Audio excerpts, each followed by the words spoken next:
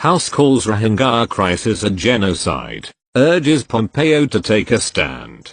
The House of Representatives effectively rebuked the Trump administration on Thursday by overwhelmingly passing a resolution declaring that Myanmar's military has carried out a genocide against Rohingya Muslims, a stance the administration has refused to take. The resolution also calls for the release of 2 Reuters journalists imprisoned in Myanmar for their reporting on the Rohingya. It passed 394 to 1. The resolution urges the Trump administration, specifically Secretary of State Mike Pompeo, to take a position on whether the Rohingya were victims of genocide. Pompeo has declined to make that legal determination, other than to say it is at least an ethnic cleansing.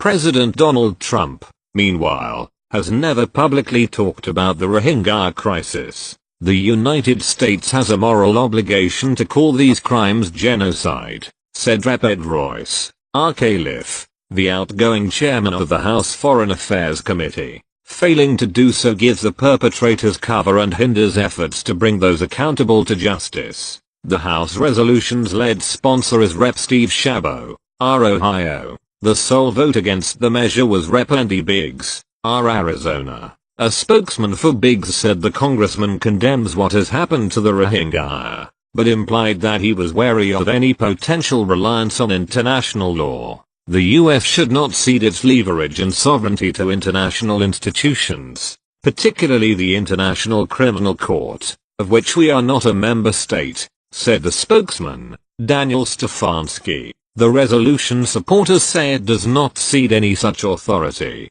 The Rohingya have faced in Buddhist-majority Myanmar for decades, including having been stripped of citizenship in 1982. Starting in late August 2017, a military crackdown on the Rohingya reached epic proportions, killing thousands and forcing 700,000 to flee to neighboring Bangladesh, where they now wait in refugee camps. The Myanmar military insists the Rohingya are illegal migrants from Bangladesh, and that it was staging clearance operations against terrorists. It denies the numerous accounts of atrocities it perpetrated against the Rohingya, many of which were documented by the State Department. The Trump administration declared last year that the Rohingya were victims of ethnic cleansing, but that term has little meaning in international law. In the past year, a United Nations panel, human rights activists, legal experts and others have accused Myanmar's military of crimes against humanity as well as genocide,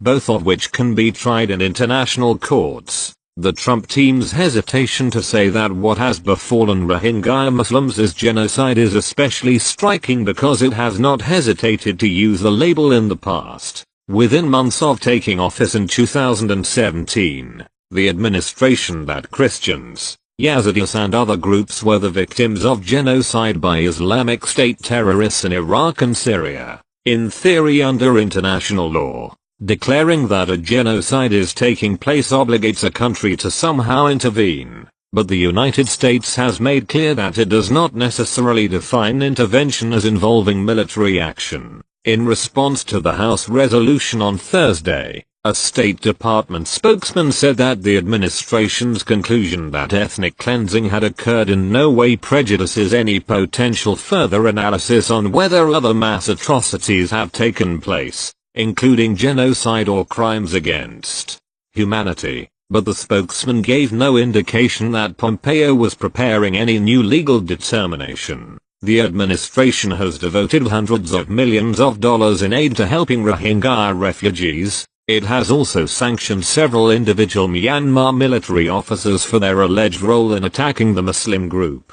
But human rights activists and others say the administration's refusal to say whether a genocide or crimes against humanity have taken place undercuts international efforts to spotlight the crisis and hold the perpetrators accountable. The 2 journalists honored by the resolution, Wallone and Kyle Sooo, were recently named among Time magazine's Persons of the Year for 2018. Among those urging the Trump administration to take a position on the genocide question are U.S. religious leaders. Some said Thursday that they hoped the House resolution would nudge the administration in that direction. A declaration of genocide by the US would force the international community to fully investigate the atrocities against the Rohingya and accelerate the repatriation process for the safe and dignified return of the Rohingya to their homeland, with their deserved civil rights, said Malik Mujahid, chairman of the Faith Coalition to Stop Genocide in Burma,